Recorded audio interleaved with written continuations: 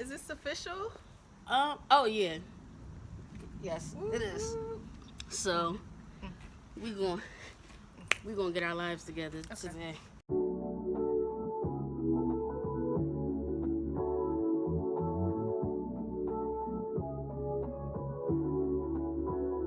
Hey everybody, good afternoon. I am Brianna, aka Disturbriana. Thank you guys for tuning back in for another Wednesday installment of Disturbriana. And this is my lovely guest here, Quaneesha, aka Dancing Roxy. She also has she has two YouTube channels. Yes. So she has the Dancing Roxy, which is primarily focused on dance. And then she just started the Quaneesha Sullivan one, which is more like personal lifestyle. Yeah, all that good stuff. good stuff. You want to give a brief, synopsis of who you are? Well, Yeah, I you guess, should. yeah. I make Blair do it. okay, so currently I'm in Philly. I am a Temple student, doing the graduate program for Master of Fine Arts, and the concentration is, of course, dance. I have a strong passion for dance. Bree knows. I sure do. Bree knows. Bree also has a strong passion for dance. I do. My work schedule just hates my passion. Hates her passion, but we'll get her there. We're gonna get her to a studio session soon. Yes. Y'all pray that I'm still here. I'm originally from Harrisburg, Pennsylvania, and I graduated from Lock Haven University 2016, December 2016. Yes. And yeah, that's my life right now. My Instagram is Dancing Roxy, so dancing_ROXY, and my YouTube is Dancing Roxy, no underscore, and then my other channel is Quaneesha Sullivan, which is my full name, so it's QUANEESHA Sullivan SULLIVAN. And that's where I'll be doing all my lifestyle stuff and vlogs and all that. And it'll be in the description and everything. Yeah. So My name's pretty long. Exactly. Today's topic is primarily about what is known to be called post-grad depression. And it's basically after you graduate from, in our case, we're talking about college. Yeah. We both went to Lock Haven. We both graduated in December 2016. So post-grad depression, it's not like a diagnosed mental health. Yeah. So we look at it as a mental health issue, right? Yeah. But it's not diagnosed by a doctor. So it's not something you take meds for or anything like that. Exactly. But it's something that can make you go crazy. It's something that can give you anxiety, can give you frustration, can make you feel depressed. Yeah. So we want to talk about this because we've both been through it. In my case, my depression came from not finding a job right away. Yeah. The job I have now in the IT field, it took me 9 months to get. And I was working somewhere else to maintain money, but I got depressed Because it wasn't your passion. my passion, Yeah. especially after a few months. Probably after 5 or 6 months I was there, I got depressed. And something snapped me out of it to just say look for something else.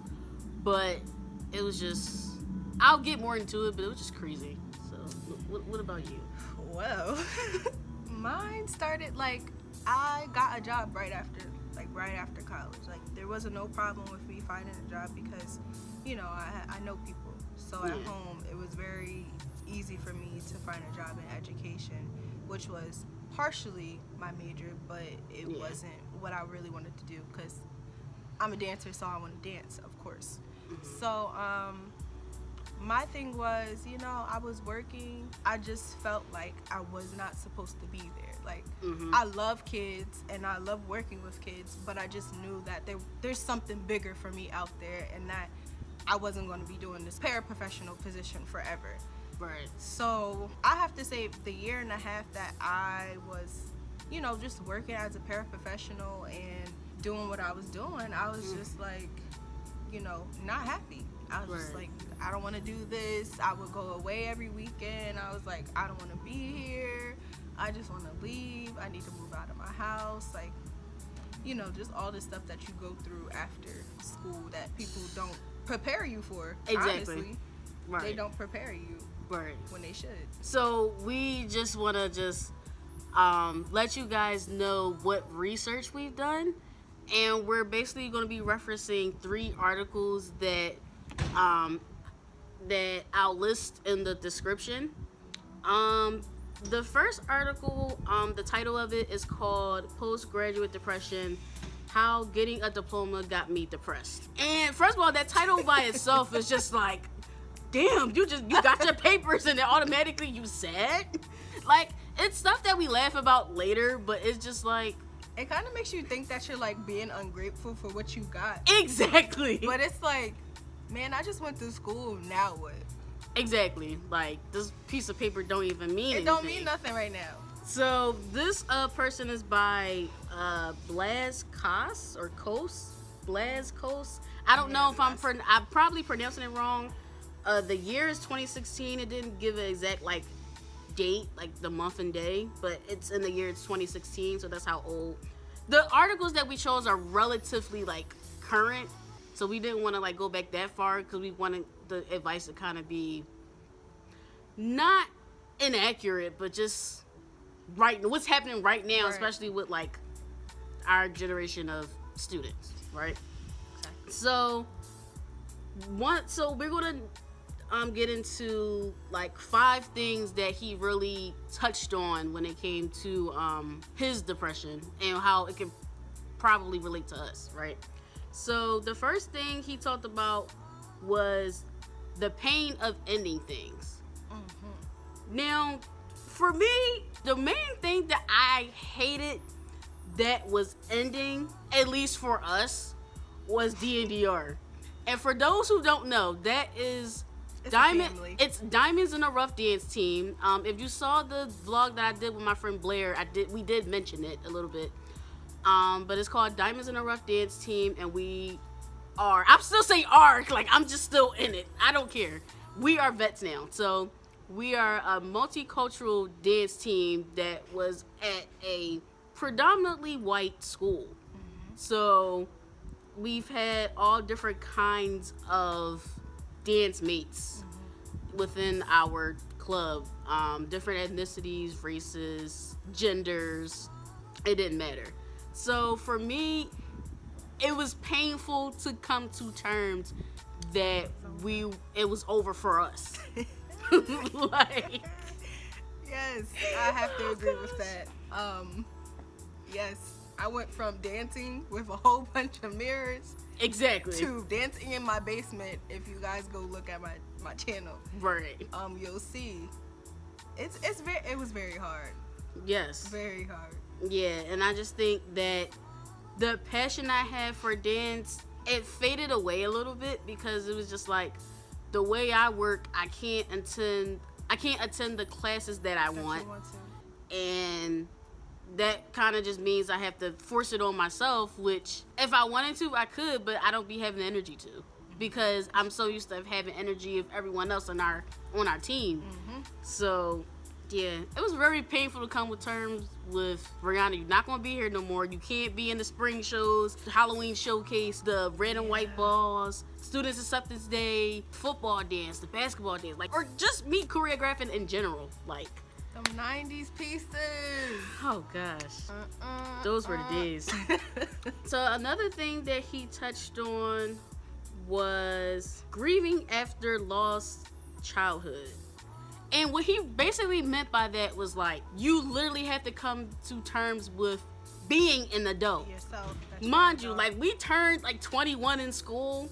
So we still felt like we just had it all. Like we had all this time and all this partying experience and just having fun, and then you about to get that paper. Once you get that paper that says your time is up, it just like changes your perspective of like who you are as a person. Exactly. It makes you realize like gotta pay these loans back. I got to get an actual job. I have to get an actual job. And if you're not with your parents, or you're not living with your parents and you're living with somebody else, or you need your own apartment, I gotta pay for bills. I gotta do this. I gotta do that. It puts a, I don't know, like, I guess a strain. Yeah, it puts a damper on things. Yeah, it makes you be like, no fun. It's like no fun at all. Exactly. Like, you grow up like that. Exactly. You have to grow up like that. You have to. It's not a choice to really just stay there forever. No. Then speaking of that, the next thing he talked about, there is no formal authority to rebel.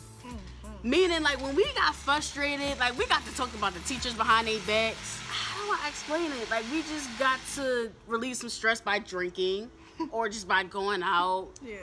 And or going to the studio. Or going to the dance and studio being to create stuff. Just doing whatever we exactly. feel. And now it's like when we go into the corporate workplace or just whatever your workplace is in general, it's like you got to come to terms with you can't really express completely how you feel. Exactly. And it makes you feel very limited. Or if you do express how you feel, it's just like, okay, they take a consideration into that, but like sometimes they kind of judge you or they look at you differently because you express how you're feeling. Right. So it puts a restraint on what we feel as young human beings. So it's just like, you know, you can't say this, you know, you can't say that, or you'll get fired. Or, right. Like, nobody wants to think about all of that. Like, we didn't think about that in school. Like, yeah, we thought about what could give us, like, bad grades, but then we'd be like, I could make it up at, like, this study session. I just go to their office and just... It was like we had alternatives in college where there's not a lot of resources when you get out in the world. It's not. Unless you know people, which you don't really... Like, coming out of college, like, not everybody knows what they're going to do right away. Exactly. Because sometimes you go to college because you're like, your parents tell you, oh, you're going to go to you're going to go here, then you're going to go to high school, then you're going to go to college. And then after college, you get a job. It's just like the circle of life or whatever. It's just like, okay, but what do you really want to do? You don't really know.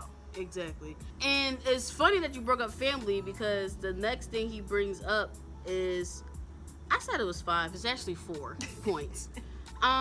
The last thing he mentioned was, I can't be different from my family. So, my family wouldn't understand how hard I partied in college and everything. And it's like you have this lingo with your friends and you come home and you feel restricted. Like, I felt like, you know, I couldn't say certain stuff to my mom and dad or sisters. And it's kind of like, as fun as that was then, I wasn't that person when I came home. It's like I came home to their rules again, and I came home to what I had to contribute. I mean, which was fair. So, I mean, I'm just being a little petty right now. Like, how did you feel when you went back to your family to going back to the way, like, your normal house rules are, and like you had all that freedom in college? Like, it was very difficult. I mean, my mom, like, she's pretty chill, and so is my stepdad and everything.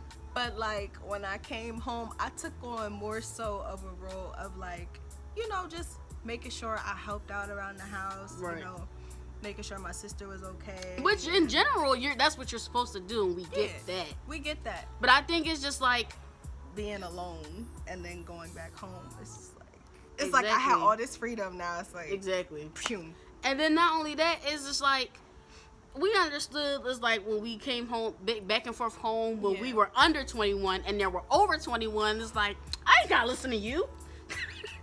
Nah, that didn't work.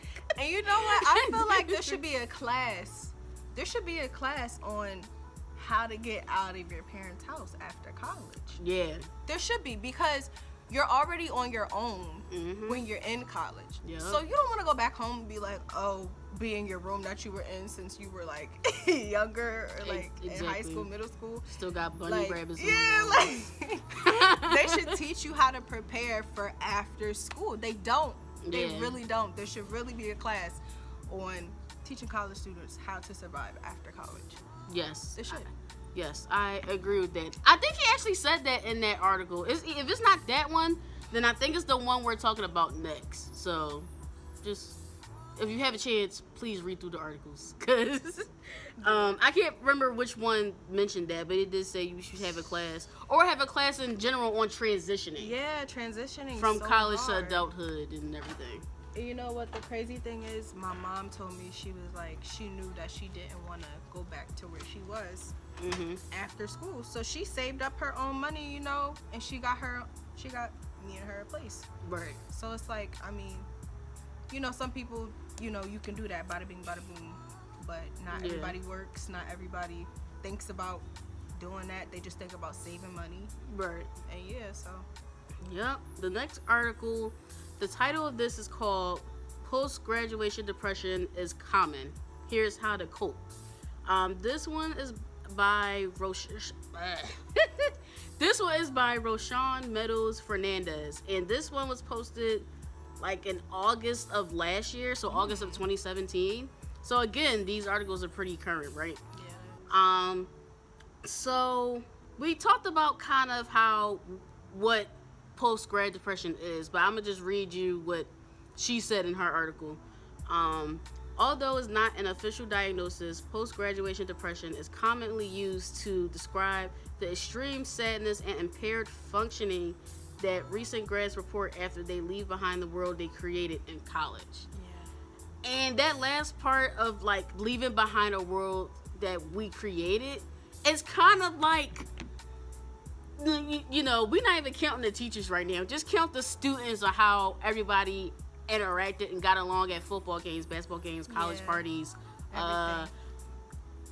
them huge Bentley dinners, and even talking to people you don't know. Right. Like, and first of all, Bentley was our dining hall, so that's where that came from.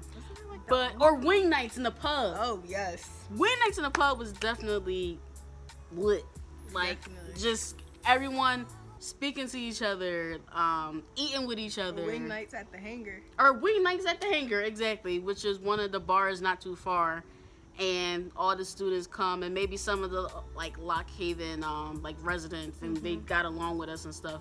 So it was just so cool. And then you come back to reality, is what they call it, and you know you gotta search hard for those wing nights, or you gotta search hard from them big community student events and stuff like that. And then in our case, we're done school, so it's like you got to try to find that kind of fun at your job, and it's not the same. Yeah.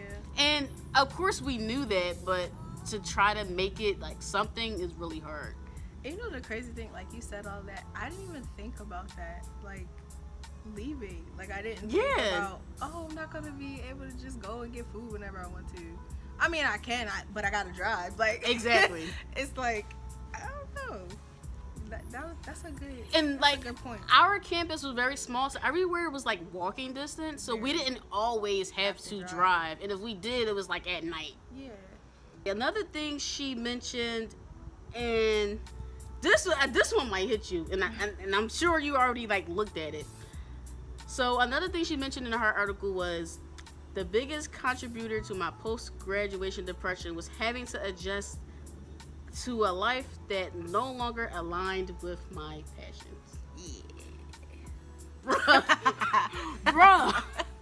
That one hit home for me, because you have to, like, for me, like, I was on the dance team, I was working with the theater department, and like, even though I wasn't like on stage because I was just being a punk, I was still working like behind the scenes, and I like to learn the technical stuff, the lights, the music, the costume making. Yeah. It was so fun. And then even at my job at school, like I was an IT tech at school too on campus, but that was still fun.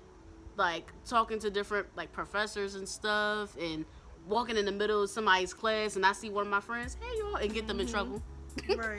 But it's like you come out here and it's like, damn, like what I'm dealing with now, it's hard for me to get into dance classes because of my schedule.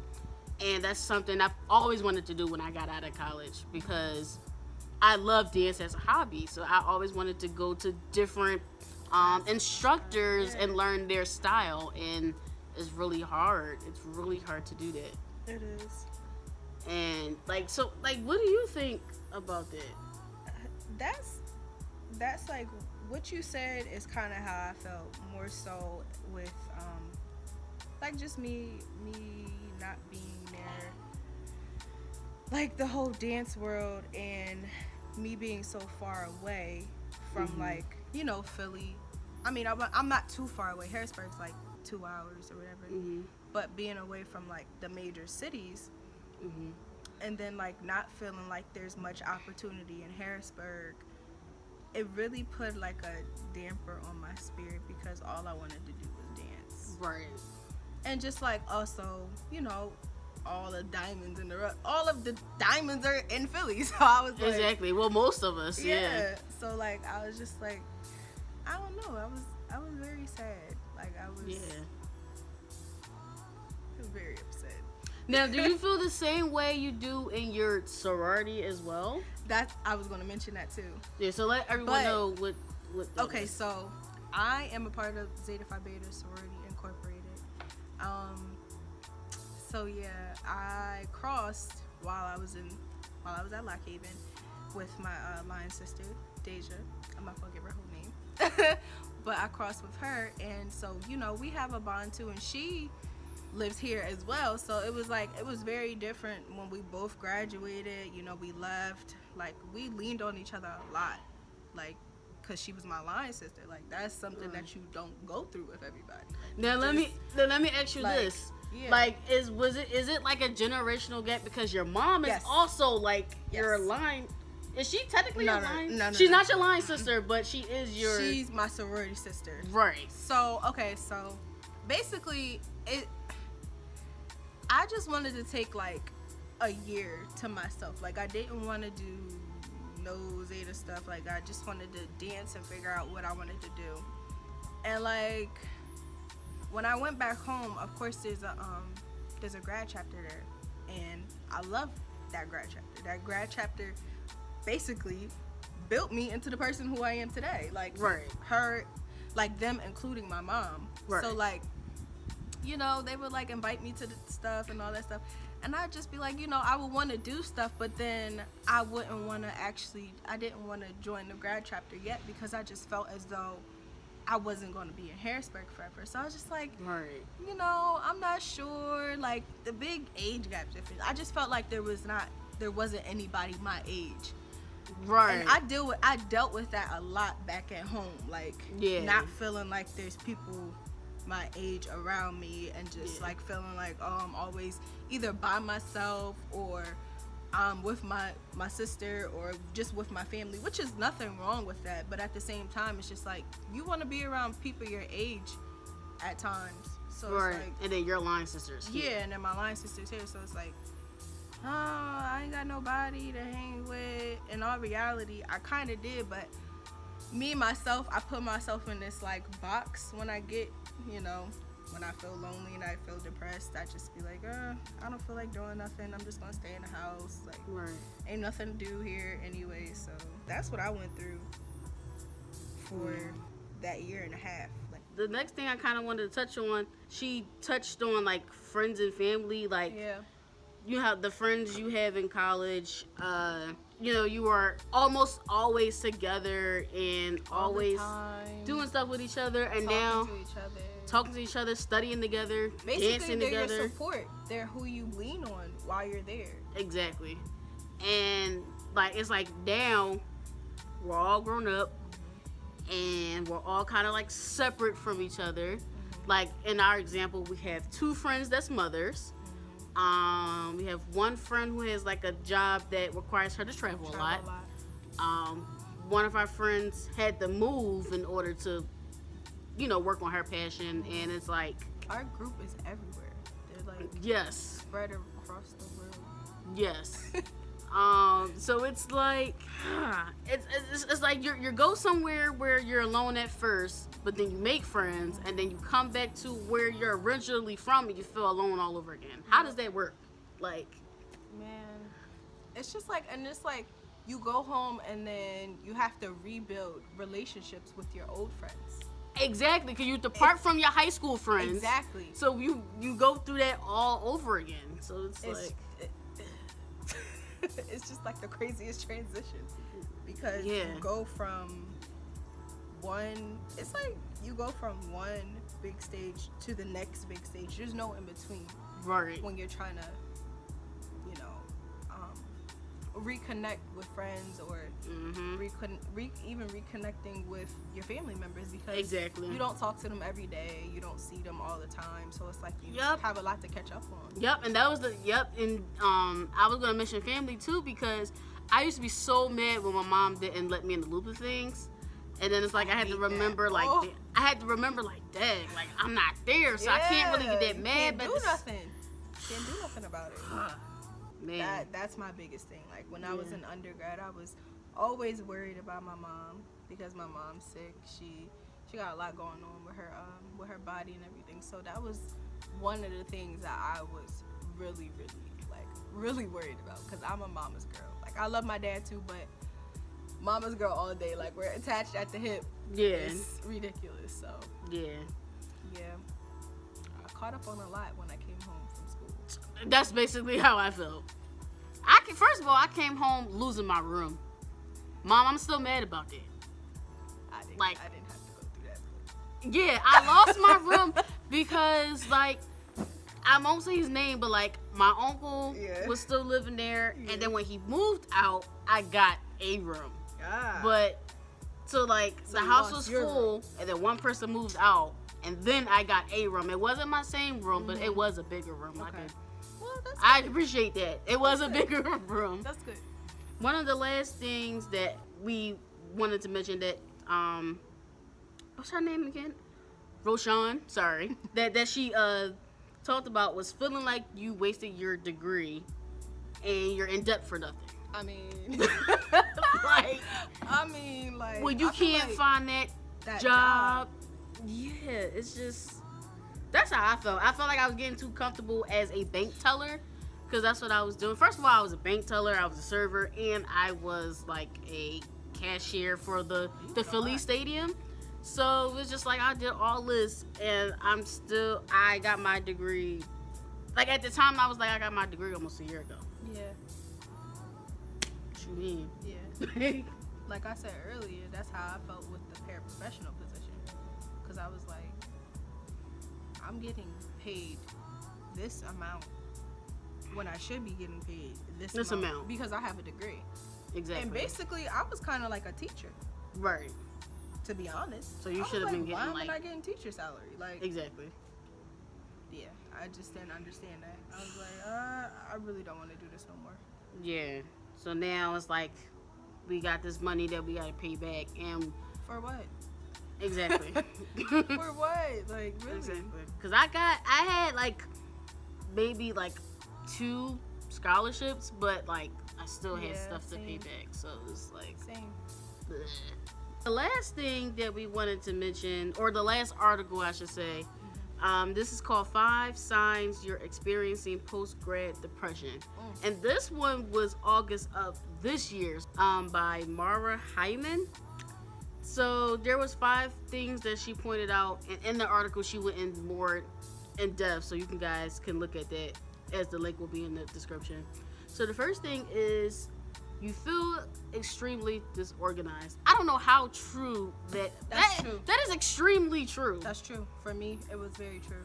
Yeah. I was all over the place. I'm not even gonna lie. It was like at school we had a schedule. We had our scheduled classes. We knew when dance practice was. For example, when we did the Footloose production, we knew what Footloose practice was. Gosh. Dance practice, then step practice. I had so many practices. That semester I almost lost my mind. When I had to go to work before class or after class. And I had 2 jobs because the theater, when I was with the theater department, that was a campus job. So I had 2 campus jobs. So, oh my God. But we knew what was coming next. We knew what was coming next. And here, especially when you're still looking for a job and all that, we don't know what's coming next. Or when you got that job and you're trying to get in the hang of things, you still don't know what's coming next because we're so used to this college schedule. Exactly. That when we get out, all we know is that, we're supposed to get this job. There's going to be some family events and that's about it. But it's like you've been away from home for so long being in college for 4 years that, you know, you kind of forget the family events. You got to rewire them back in your head. Remember everybody's birthday all over again, and actually buying gifts. Say no, let me. Seriously. Cause when you in college, oh yeah, I got an excuse, cause I'm broke. I'll just get you a car and I'm broke. Like exactly. Like stuff like that. But like my first year, this year, well not this year, but last year, you know what I mean? Yeah. And I was out of college, I was like, I have to find a way to give people Christmas gifts. I was like, I have to get Christmas gifts. Like, there's no excuses. And I love giving, I love giving. Like, I have no problem with that. But I really broke my pockets. Exactly. Giving people Christmas gifts because I was like, I gotta give y'all something. Exactly. Y'all done gave me everything throughout college. Like, now it's time for me to, you know, do the same for you. Hey. So you just gonna be nosy? Fine. The second thing she mentioned was your motivation is diminishing.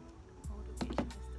I can't find it. You know, it's in my laundry somewhere probably, and that's probably the one thing I forgot to wash was my motivation. You know what? I'm gonna say the same thing, because my motivation for working out, and I'm gonna even say for dancing. Even for dancing, it started to melt. Like, I didn't want to do nothing. I just wanted to be lazy. I just wanted to be a couch potato. Yeah, I gained a lot of weight since I got out, and I'm just trying to figure my life together on how I'm gonna lose it. Because I tried a fitness thing for 6 weeks to go to like 4 mornings or 5 mornings out of my week. Yeah, 4 mornings out of my week. And it had to be in the morning because I worked at night. So, and it was fine. But then my problem is, you know, I can do the physical part, but I can't do the eating part. Yep. Same here. So I would rather work out twice as hard than to eat twice as better. But yeah. My whole, like what you said, my whole thing was like, I'll work out after I eat this pizza. Like, exactly. Just that's stop how laughing. it was for me. Like, I didn't care what I ate. I just wanted to eat. Like, after school, after eating Bentley, bruh, all the time. But my thing was, even when I was at like Bentley and stuff, and with the dance practice, that was already a workout within itself. And then we worked out before, so it's like we worked out before practice. So it was like I was getting my workouts at school, and cause I remember my mom at one point, she was like, you know, I can see you're losing weight, and then coming back, she was just like, well, the last time you've been to the gym? And I'm just like, I don't know.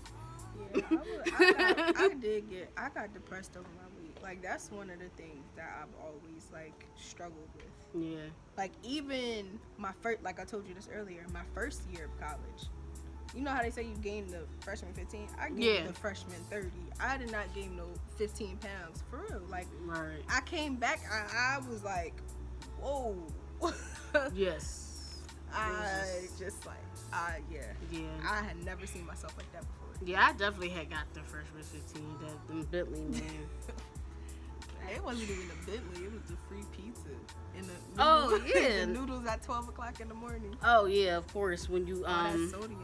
Studying late at night, just put you some cup of noodles in the microwave real quick and whatever. Well, you know what? As far as like the motivation, I felt like that with my job as well. Like when I was a teller, I felt comfortable. I was just like, I'm getting money. That's all that mattered. Right.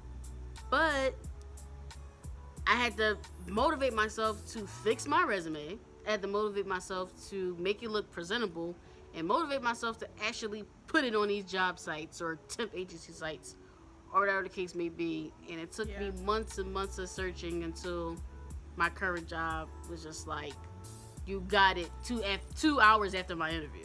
Yeah. So that was cool. But by the time y'all see this, it will be October. But my 1 year anniversary at my job is October 10th. So the third thing that was mentioned is you're checking social media too much for your own good.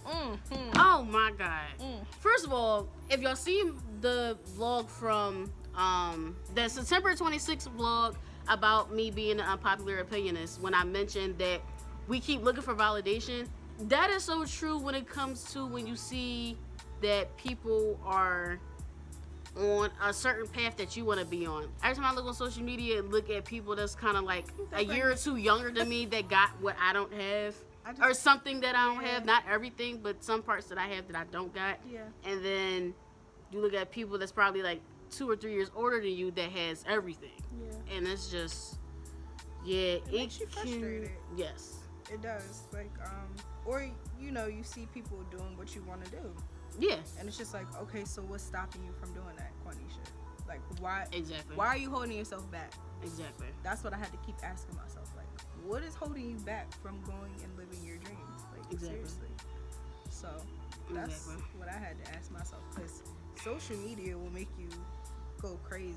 Yes. It really will. And this is why I suggest more so of a social media hiatus rather than what Kanye West said to take off the followers, and not take off, but have an option to not show followers and views and likes, because you can still go crazy even looking at one photo, even if you can't comment on it, if you can't like it, if you can't, or not if you can't follow the person, but if you can't see what kind of fan base they got, the picture itself can still make you depressed.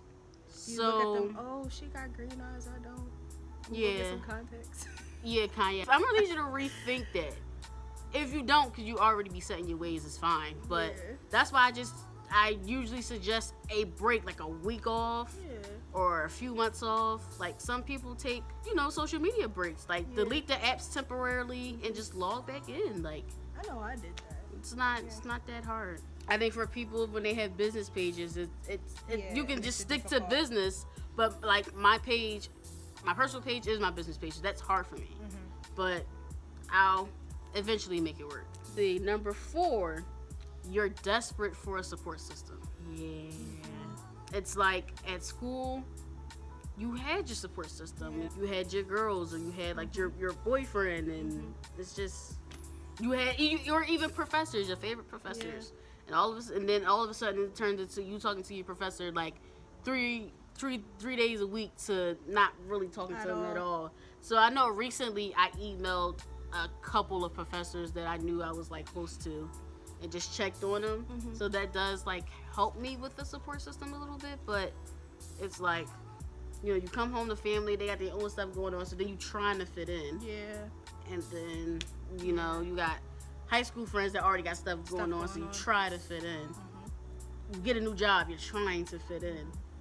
So my biggest support system was I had a couple. I had when I was in school, your friends and all that, but like when you leave, you don't have that much anymore, because y'all got work, y'all got family, y'all got life. So it's like when I went home, of course I still had my boyfriend, but he wasn't actually there, so I more so leaned on my mom, and I leaned on my youth pastor. Who was also like helping me direct the dance ministry in the church. So I had those type of people in my life who really, just try to help me and just try to center me and try to help me figure out what I really wanted to do. Right. Which was ultimately why I felt so depressed after school. Yeah. I'll say my support system now, I mean, it's definitely still like friends and family, all that stuff, but it's kind of like it's different. The relationship kind of grows different as you get older. So it's like everyone is adjusting. People didn't really go anywhere. It's just the communication sometimes. It just lessens, but the love is still there. The last thing that was mentioned was you feel like you're at a standstill.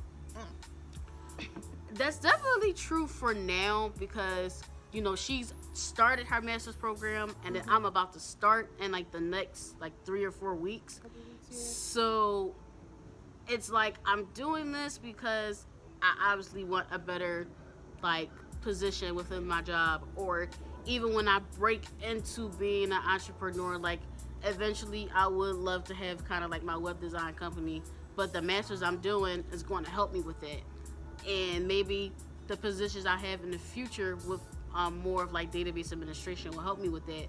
But the standstill I had with that was that, you know, my current job, I mentioned this before in my grad school vlog, that they don't do tuition reimbursement. So I'm like, Dad, well, I gotta find another job that actually would, but then I have to stay there for a certain amount of months to be eligible, and then I couldn't wait no more. So I was just like, if I'm just gonna have to accept the loans that I have to take out just to finish, then I'm gonna just do it, because at the end of the day, what I want to do is get a better paying job so that it'll help me pay that stuff off. So that's how I feel about life. Man, you already know my situation with that. Drawing. That is ridiculous. I'm going through financial aid problems right now. Drawing. So I'm just trying to figure that out. Man, I guess let's just say, like, present everything right there in front of you, because no one wants to have like a dodgeball hit you in the face. Exactly. That's what it feels like. It feels like, oh, well, you can come to the school, but you gotta either pay for it yourself, or, you know, take out a private loan. Which is drawing. I don't know why I want to do that. So we're not saying that, like, as of now, that we don't go through little symptoms of like anxiety and stuff.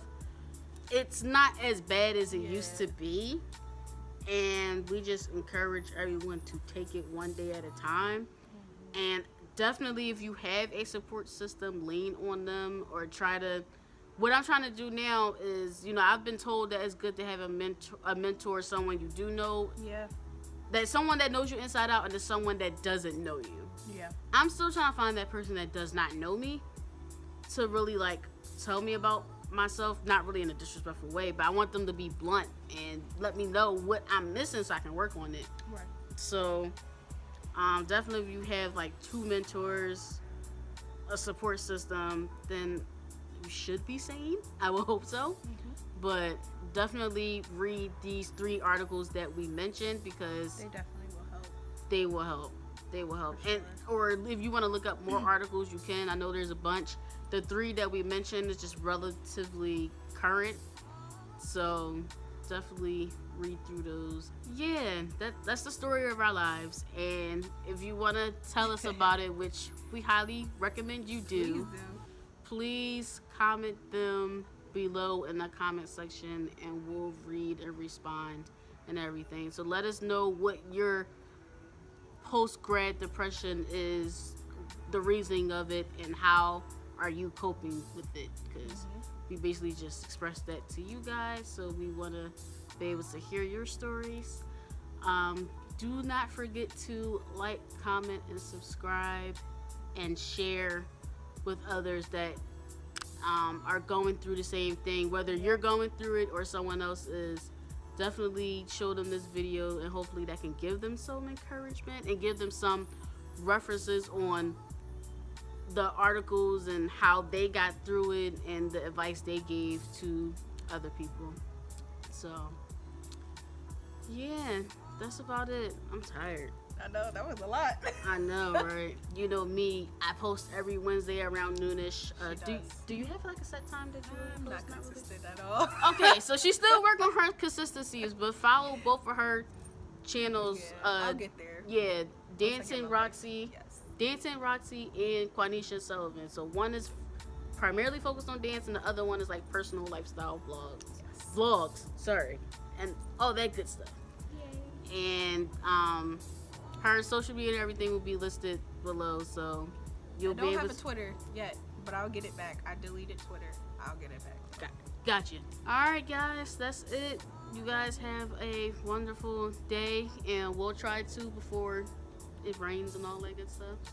You guys have a good one, and peace out. Peace out. Because I'm really tired. And peace, love, hair grease.